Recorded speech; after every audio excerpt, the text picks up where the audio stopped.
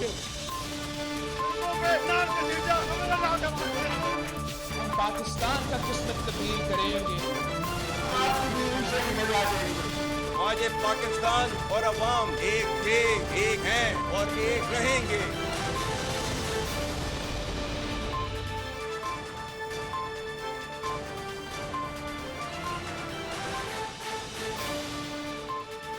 جی السلام علیکم. پروگرام میں آج اوور آل 2-3 مدعات کے حوالے سے بات کریں گے. سب سے پہلے چیئرمین پی ٹی آئی انہوں نے جیل میں آج صحافیوں سے ملاقات کی ہے اور وہاں پہ کچھ الزامات عائد کیے ہیں، خاص طور پہ مسلم لیگ نون پہ. کہتے ہیں کہ سانحہ 9 مئی نواز شریف کے لندن پلان کا حصہ تھا اور اس لندن پلان کے ذریعے پاکستان تحریک انصاف پہ الزامات عائد کیے گئے اور ان کو انوالو کیا گیا. اب یہ بڑا ایک عجیب و غریب سا بیان ہے کیونکہ اس سے پہلے سانحہ 9 مئی کے حوالے سے چیئرمین پی ٹی آئی خود تسلیم کر چکے ہیں کہ وہ پاکستان تحریک انصاف کے کارکنان تھے اور اپنے آپ کو اس سے بری قرار دے چکے تھے کہ میں انوالو نہیں تھا لیکن میرے کارکنان نے کیا.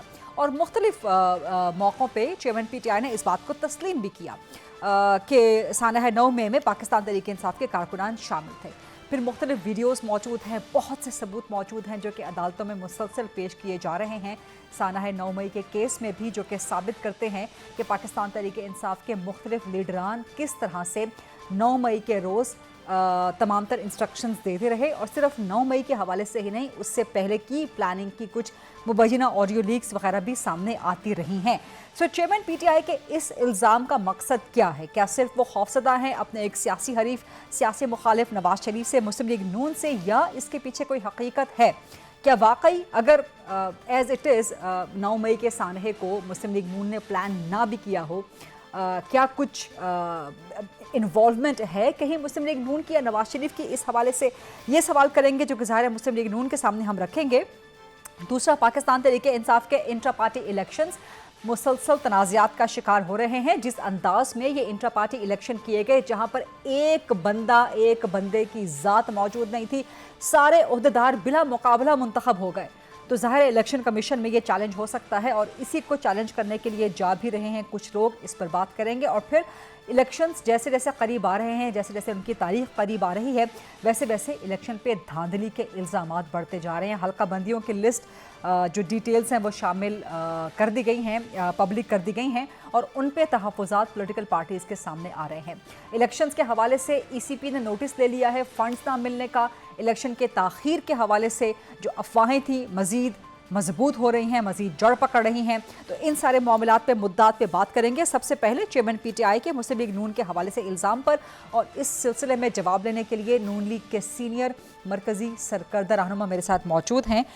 خرم دستگیر خان صاحب سابق وفاقی وزیر بھی رہ چکے ہیں. السلام علیکم خرم دستگیر خان صاحب، بہت شکریہ پروگرام کے لیے وقت دینے پہ.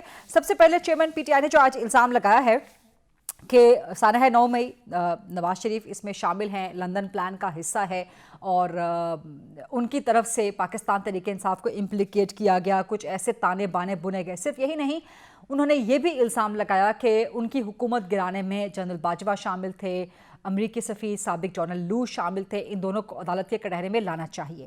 اب مسلم لیگ نون بھی 2018 سے پہلے جنرل باجوہ کو عدالتی کٹہرے میں لانا چاہتی تھی، آج تک ان کے بارے میں نام لیے بغیر شکوے کر رہی ہے. تو اس معاملے پہ کیا نون لیگ پاکستان تحریک انصاف سیم پیج پہ ہیں سازش کے عناصر کو کٹہرے میں لانے کے حوالے سے، لیکن آگے بڑھ کے chairman P T I Nawaz Sharif کو بھی امپلیکیٹ کر رہے ہیں اب 9 مئی کی سازش میں؟ کیا جواب دیجیے گا؟ پہلی بات تو یہ ہے کہ چیئرمین تحریک انصاف کی کسی بھی بات پر اب یقین نہیں کیا جا سکتا. اچھا. کیونکہ ان کا موقف اتنی دفعہ بدلا ہے. اگر آپ کو یاد ہو تو انہوں نے آغاز کیا تھا کہ جی امریکہ نے سازش کی، پھر انہوں نے کہا نہیں امریکہ نے سازش نہیں کی، فوج نے سازش کی. انہوں نے فوج کو جانور کہا، غدار کہا، میر جعفر میر صادق کہا. پھر کچھ عرصے بعد انہوں نے کہا کہ نہیں امریکہ تو بالکل اس میں انوالو نہیں تھا، امریکہ تو ہمارا دوست ہے، ہم اسے اچھے تعلقات چاہتے ہیں. پھر جب نومبر میں اگر آپ کو یاد ہو وہ اس سے بھی پیچھے ہٹے، انہوں نے کہا جی کچھ خاص لوگوں کی سازش تھی. تو لہٰذا وہ اپنی ہر بات سے پیچھے ہٹ جاتے ہیں. تو یہ بھی ان کا صرف ان کو چونکہ غلط بات کہتے ہوئے کوئی ہچکچاہٹ نہیں ہوتی، تو وہ بڑے کانفیڈنس سے اپنا جو بھی مفروضہ ہے वो कौम को पेश कर देते हैं। और आज का भी उनका जो मफरूजा है वो उतना ही मज़ाक़ा खेद है जितना उनकी ये बात कि जी डोनाल्ड लू ने कुछ किया या जो भी किया। दूसरा ये कि अगर वो साबिक आर्मी चीफ को अदालत में लाना चाहते हैं, ये उनका फैसला है, क्योंकि हम एक और साबिक आर्मी चीफ को अदालत में लेकर आए थे बतौर हुकूमत, जनरल परवेज मुशर्रफ को, जिसका नतीजा फिर इमरान खान की सूरत में हम पर हमलावर हुआ। पहले धरना हुआ, फिर डॉन लीक्स हुआ, फिर मियां नवाज शरीफ की डिस्क्वालिफिकेशन हुई। तो लिहाजा हमारा तो मिशन ये है कि ये जो पाकिस्तान में अगर जो गैर आईनी अमल होते हैं उनका पार्लियामान कोई तरीका निकालेगी कि बेहतर तरीके से कैसे उसका शुमार और हिसाब किया जा सकता है। बाकी वो अब अपने दिफा के लिए इमरान खान कुछ भी कह सकते हैं और साबिका दौर में कुछ भी कह चुके हैं।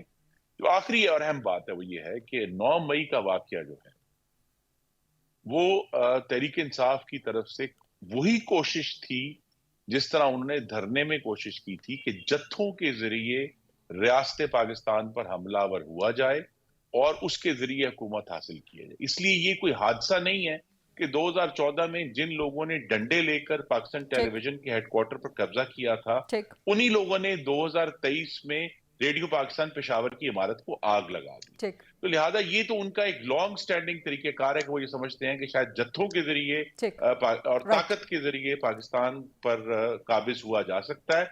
तो इमरान खान कहीं से भी कोई सिविलियन सुप्रीमेसी नहीं चाहते, वो तो अपनी हुकूमत चाहते हैं, चाहे वो जत्थों के जरिए मिले। जब उनको एक नॉर्मल जमहूरी अमल के जरिए आइन के तहत अदम एतमाद की वजह से उनकी हुकूमत गिरी। राइट सर, थोड़ा सा आगे बढ़ेंगे सर, और आपसे अगला सवाल मैं पुटअप करना चाहूंगी और वो आपकी जमात के हवाले से। दानियाल बामुकाबला इकबाल, लग रहा है कि नून लीग का ये अंदरूनी सवाल है, इस पर जरा कमेंट कर दीजिए। टिकटों की तकसीम के हवाले से टिकटें किस किस को मिलेंगी? आपकी पार्टी के अंदर बहुत इख्तलाफात खुल के सामने आ रहे हैं। मुस्लिम लीग नून हमेशा से दावा करती रही है, खासतौर पर भी हालिया माजी के अंदर, कि आप लोटों को वोट नहीं देंगे, इलेक्टेबल्स की सियासत नहीं करेंगे। लेकिन अभी देखने में आ रहा है कि आप इलेक्टेबल्स की सियासत में फंस गए हैं। तो नून लीग पाकिस्तान तहरीक इंसाफ में फिर फ़र्क क्या है? खासतौर पर जो आपकी पार्टी का एक बहुत बड़ा अंदरूनी खलफिशार सामने आ गया है, दानियाल बामुकाबला इकबाल, क्या ये नून लीग के अंदरूनी जवाल की एक अलामत है? जी, इस पे दो बातें। एक तो जहां तक मैंने मालूमात ली हैं, ये एक मुकामी तनाज़ा है टिकटों का, जो कि हम सब की टेलीविजन स्क्रीन पर और सोशल मीडिया पर आ गया है।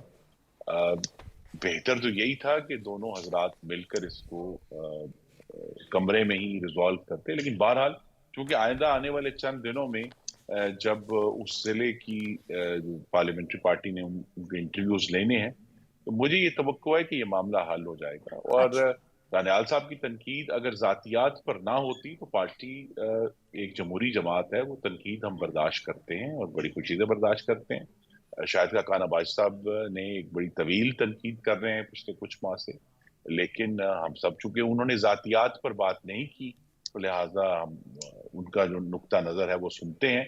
तो यहाँ भी यही है कि अगर जातियात से दूर रहा जाए तो बेहतर है।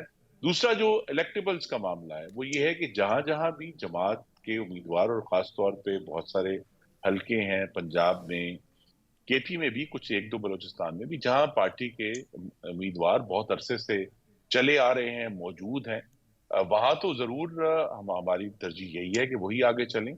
लेकिन बहरहाल पार्टी ने क्योंकि एक वसी तर हुकूमत बनानी है और इंशाअल्लाह पाकिस्तान में चारों सूबों में इंतखाब लड़ना है, उसके लिए कहीं कहीं उन्हें अगर कुछ लोगों को लेना भी पड़ता है तो वो लेंगे। लेकिन हमें इस मामले में बहुत आसानी हो गई है कि जो लोग तहरीक इंसाफ से टूट कर आए थे वो सब के सब इस्तेहकाम पाकिस्तान पार्टी में चले गए हैं, वो नून लीग में नहीं आए। तो इसलिए भी हमारे लिए एक रास्ता ज्यादा साफ है कि हम वहाँ मुख्तलिफ जिलों में बेहतर फैसले कर सकेंगे। ठीक है, लेकिन मेरे उस सवाल का जवाब आपने नहीं दिया अभी तक कि दानियाल बामुकाबला इकबाल, क्या ये नून लीग के अंदरूनी जवाल की अलामत है? नहीं, ये बिल्कुल भी नहीं है। ये तो एक आपने चूंकि काफी अच्छे मिलाए दिए हैं, दानियाल इकबाल जवाल, लेकिन असल में ये नारोवाल है।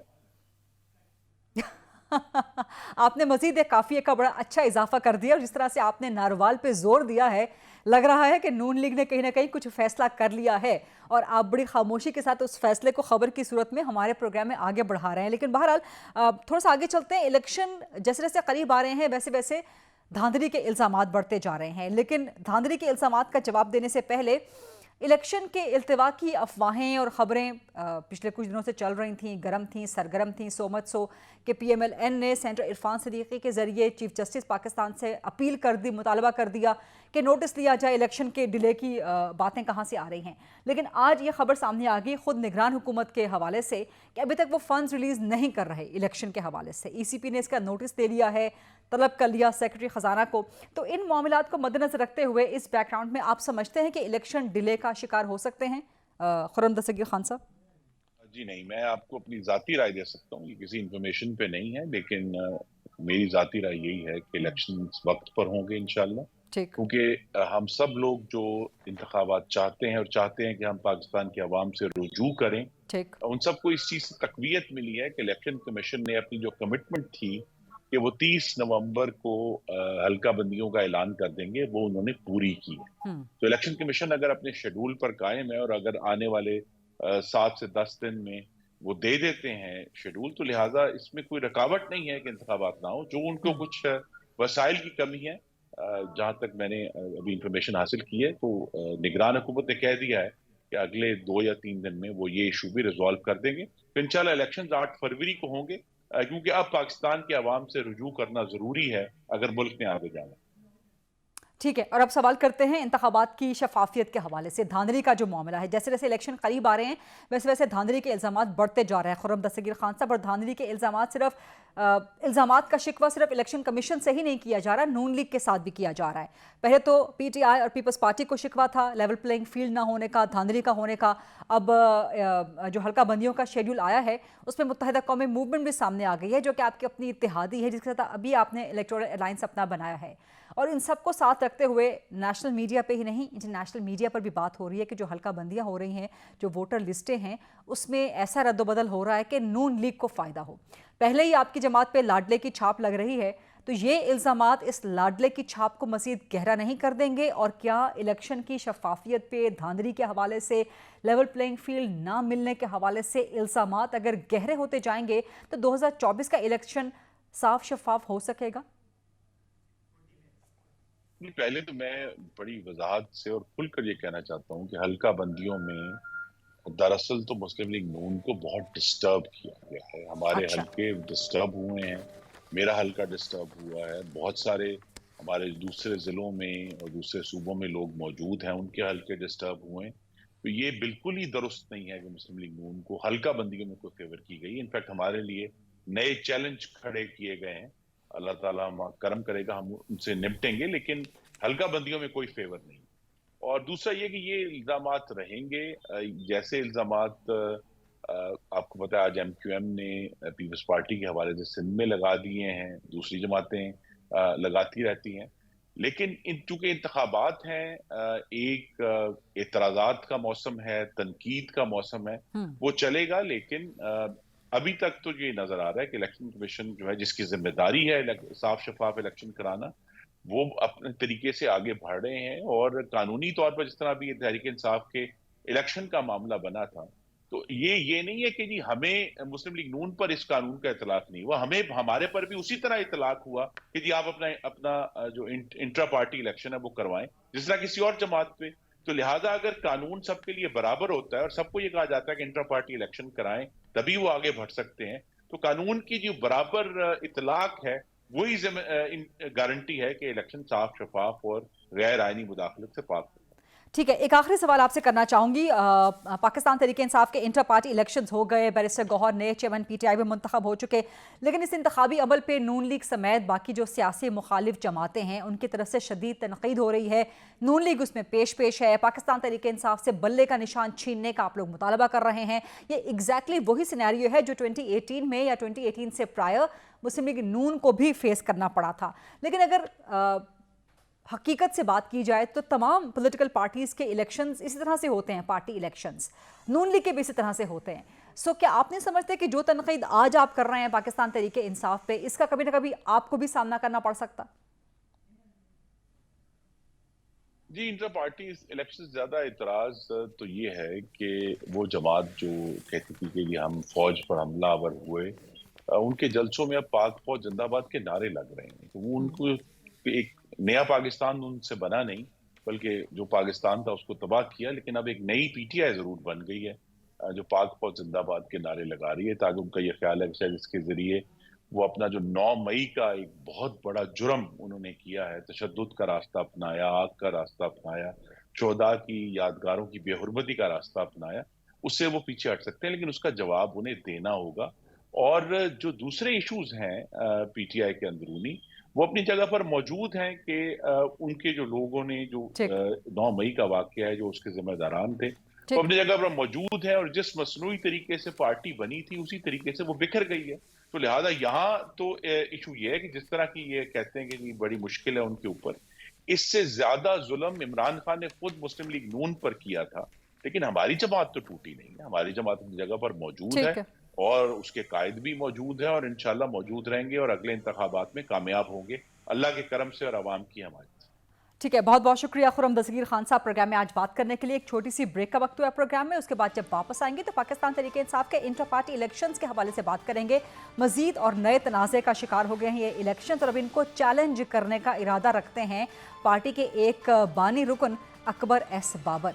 किस तरह वो चैलेंज कर सकते हैं, उन्हीं से सवाल करेंगे after short break. Stay with us ji. Welcome back after the break. Pakistan Tehreek Insaf के इंटर पार्टी इलेक्शंस के हवाले से बात करेंगे जो मुसलसल तनाज़ात का शिकार हैं। आपसे थोड़ी देर पहले कायम मकाम चेयरमैन पाकिस्तान तहरीक इंसाफ बैरिस्टर गौहर ने ईसीपी के सामने तमाम डिटेल्स सबमिट करवा दी हैं पाकिस्तान तहरीक इंसाफ के इंटर पार्टी इलेक्शंस के हवाले से। लेकिन एक और बानी रुकन है जिनको पाकिस्तान तहरीक इंसाफ अब बानी रुकन तस्लीम नहीं करती। शदीद इख्तलाफात हैं उनके साथ। अकबर एस बाबर, उन्होंने बहुत ज़्यादा तनकीद की है पाकिस्तान तहरीक इंसाफ के इंटर पार्टी इलेक्शंस जिस मैनर में हुए हैं और वो इसको चैलेंज करने का इरादा रखते हैं। क्या इलेक्शंस इंटर पार्टी पीटीआई के चैलेंज हो सकते हैं? क्या नल एंड वॉइड करार हो सकते हैं? क्या पाकिस्तान तहरीक इंसाफ से बल्ले का निशान वापस लिया जा सकता है? ये बड़े अहम सवालात हैं। इन्हीं सवालात के जवाब लेंगे अकबर एस बाबर साहब खुद मेरे साथ मौजूद हैं। अस्सलाम वालेकुम, बहुत बहुत शुक्रिया अकबर एस बाबर साहब। और आपके जितने शदीद इख्तलाफात रहे हैं जो किसी न किसी मोड़ पे ज़ाती नौयत का शिकार भी हो गए between you and chairman PTI and the former prime minister, और अब पाकिस्तान तहरीक इंसाफ आपको ओन भी नहीं करती, फाउंडिंग मेंबर के तौर पे आप पाकिस्तान तहरीक इंसाफ से कोई राब्ता भी नहीं रखते। सो आप किस बुनियाद पे चैलेंज करना चाह रहे हैं पीटीआई के इंटर पार्टी इलेक्शंस? क्या आप चैलेंज कर सकते हैं? जी बिस्मिल्लाहिर्रहमानिर्रहीम। 2-3 क्लैरिफिकेशन शुरू में जवाब देने से पहले जी। एक तो ये कि जो आपने इंट्रो में कहा ना जी कायम मकाम चेयरमैन पीटीआई, तो पीटीआई के आइन में कायम मकाम चेयरमैन की कोई गुंजाइश नहीं है। दूसरी बात, आज तक मेरे इमरान खान से किसी किस्म के कोई पर्सनल इश्यूज नहीं थे, ना है, ना रिकॉर्ड पे हैं। और बल्कि मैं 14 साल से इस पार्टी को इदारा बनाने के लिए, जिस मकसद के लिए पार्टी बनी थी कि एक ट्रांसपेरेंट जमहूरी इदारा हो और एक नई लीडरशिप को सामने लाए, कॉम्पिटेंट क्रेडिबल लोगों को सामने लाए, और वो फिर नेशनल लेवल पे आके कुछ तब्दीली ला सके, कोई बेहतरी ला सके हमारे मुल्क में। क्योंकि हमारे यहाँ जो जमहूरियत है वो बड़ी नाकस है और वो टोटली फ्लॉड है, क्योंकि वो डिलीवर नहीं कर सकती। तो लेकिन सर मुझे इंटरचेक करने की इजाजत दीजिएगा। पाकिस्तान तहरीक इंसाफ आपको ओन नहीं करती। वो कहते हैं जब आप पाकिस्तान तहरीक इंसाफ का हिस्सा नहीं हैं तो अब आप किस हैसियत से एतराज करते हैं पीटीआई के इन इलेक्शंस पे? मैं इस हैसियत से कि मैं पीटीआई बनाने वालों में से हूँ, मैं पीटीआई का फाउंडिंग मेंबर हूँ। पीटीआई की जो बुनियादी आइन लिखा गया था उस 11 रुकनी कमेटी का मैं मेंबर था। उसमें मिराज मोहम्मद खान थे, उसमें हामिद खान थे, उसमें सईदुल्लाह नियाजी थे, उसमें फौजिया कसूरी थी, उसमें डॉक्टर अलवी थे। ये लोग हम सब ने बुनियादी उसका आइन लिखा। उसमें चेयरमैन के 2 टर्म से 3-3 साल के लिए, उसके बाद वो ऑटोमेटिकली डीबार हो जाता था। हमने ये एक डेमोक्रेटिक, हमने मूरसी सियासत के हम खिलाफ थे, हम पार्टी में बादशाहत और डिक्टेटरशिप के खिलाफ थे। तो ये जो इस वक्त आपको तहरीक इंसाफ नज़र आ रही है, जो लीडरशिप है, क्या ये हकीकत नहीं है कि मेरी फॉरेन फंडिंग में जब मैं 8 साल स्ट्रगल किया, मेरा एक इल्ज़ाम सच्चा साबित हुआ? क्या ये सही नहीं है कि मैं उस वक्त जो लोग इमरान खान के तर्जुमान होते थे और उसके बड़े प्लस जिनको वो कहते थे, वो तमाम के तमाम माइनस हो गए। मुझे कहते थे वो ईजी लोड पे, खुद सारे के सारे डाउनलोड हो गए। तो ये जो जमात थी یہ ایک ایسے ارتقائی عمل سے گزری ہیں کہ پس سے پستر ہوتی گئی، یعنی جو اس کے اندر تھوڑی بہت بھی ڈیموکریٹک ٹریڈیشنز تھیں، تھوڑی بہت بھی کریڈیبل لیڈرشپ تھی، وہ بھی شفٹ آؤٹ ہوتی رہ گئی. تو مجھے کسی کی کوئی اس کی ضرورت نہیں ہے. پھر اس کے بعد انہوں نے میری ممبرشپ کو چیلنج کیا. الیکشن کمیشن نے مئی 2017 میں فیصلہ دیا کہ I M A member. Single bench Islamabad high court نے فیصلہ دیا I M A member. Double bench Islamabad high court honourable chief justice تھے اطہر منلہ صاحب، ان کی سربراہی میں بینچ تھا، انہوں نے کہا کہ یہ اکبر بابر از اے ممبر.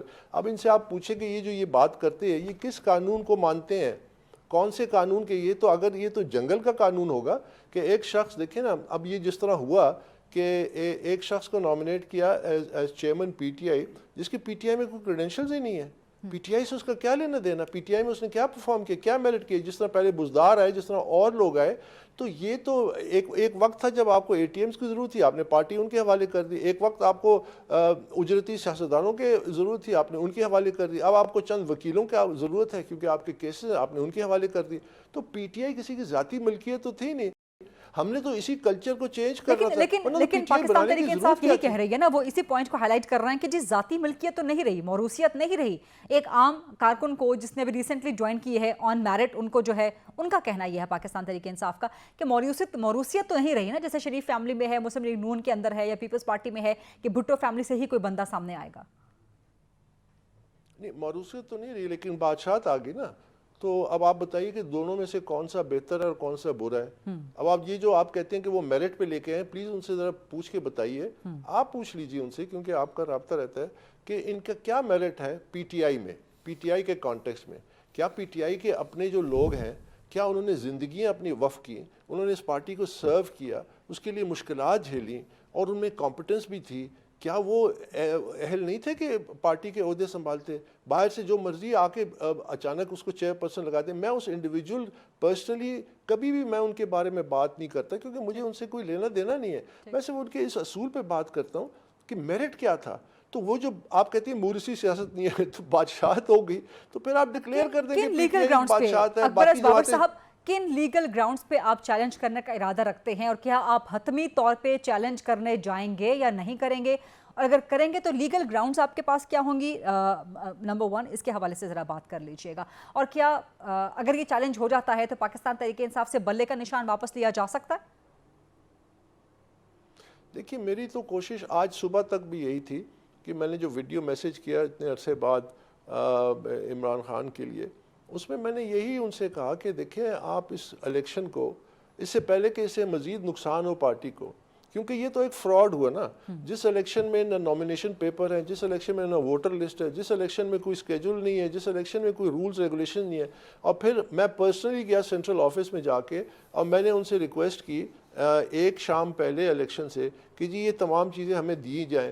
تو وہ انہوں نے بڑے آنیسٹلی کہا جی یہ چیزیں ایگزسٹ ہی نہیں کرتی. پھر اگلے دن ایک پشاور میں چند 2-3 درجن لوگوں کو اکٹھا کیا اور قبول ہے قبول ہے قبول ہے کے نعرے لگوائے، اور اس کے بعد ریزلٹس اناؤنس کر دیے. اب نکاح کی سرمنی میں تو قبول ہوتے تھے، یہ کیسے الیکشن ہے؟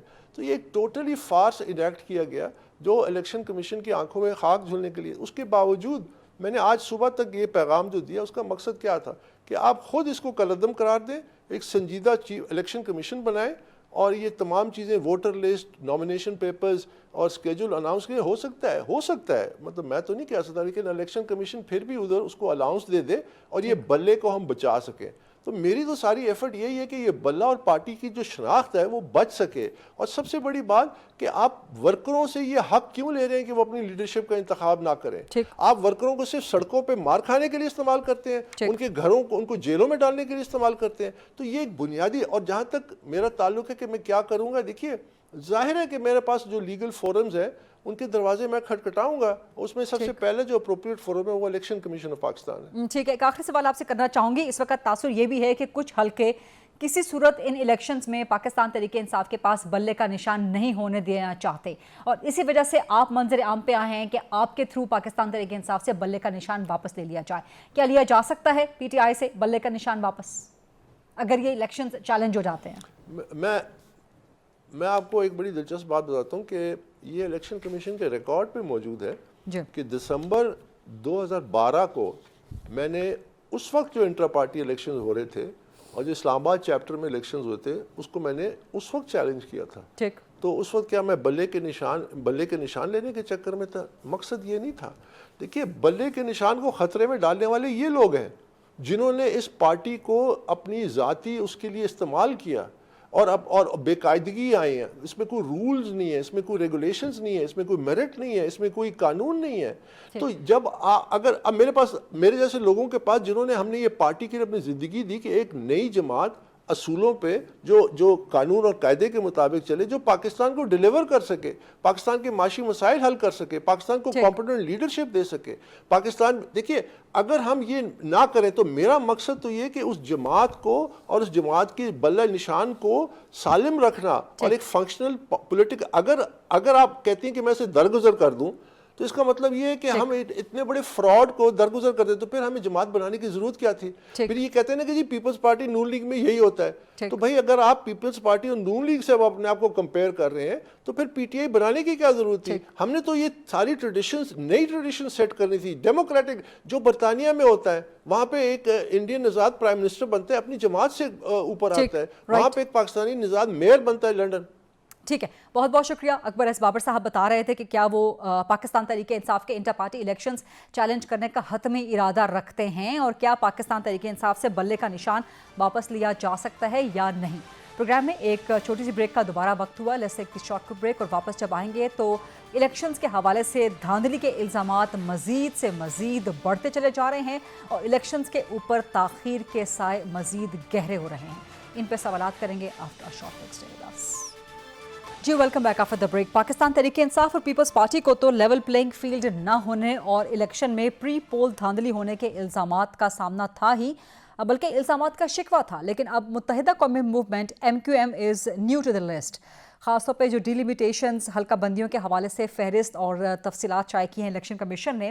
متحدہ قومی موومنٹ نے سندھ کی حلقہ بندیوں پہ, خاص طور پہ سندھ میں کراچی کی حلقہ بندیوں پہ شدید اعتراضات کیے ہیں اور اس کو قرار دیا ہے کہ سندھ میں پیپلز پارٹی نیا لاڈلا بننے جا رہی ہے, جس کو خود اعتراض ہے اپنی حریف سیاسی جماعت مسلم لیگ نون کے حوالے سے, اور پیپلز پارٹی خود نون لیگ پہ لاڈلا ہونے کے الزامات لگاتی ہے. لیکن MQM نے سندھ میں پیپلز پارٹی پہ لاڈلا ہونے کے الزامات عائد کر دیے ہیں.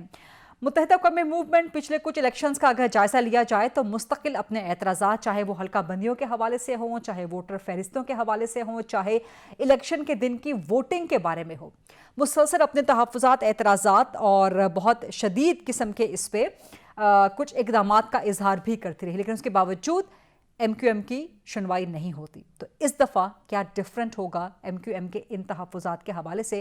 اسی پہ متحدہ سے ہی جواب لیں گے. MQM کے سینئر مرکزی سرکردہ رہنما جاوید حنیف صاحب میرے ساتھ موجود ہیں. ایسا سیٹ سر کہ آپ لوگ پچھلے کچھ الیکشنز کا اگر جائزہ لیا جائے تو ہمیشہ حلقہ بندیوں کے حوالے سے, ووٹر لسٹوں کے حوالے سے, پری پول ریگنگ, الیکشن ڈے ریگنگ کے حوالے سے بہت کنسرنز آپ کے ہوتے ہیں, لیکن اس میں سے نکلتا کچھ نہیں ہے.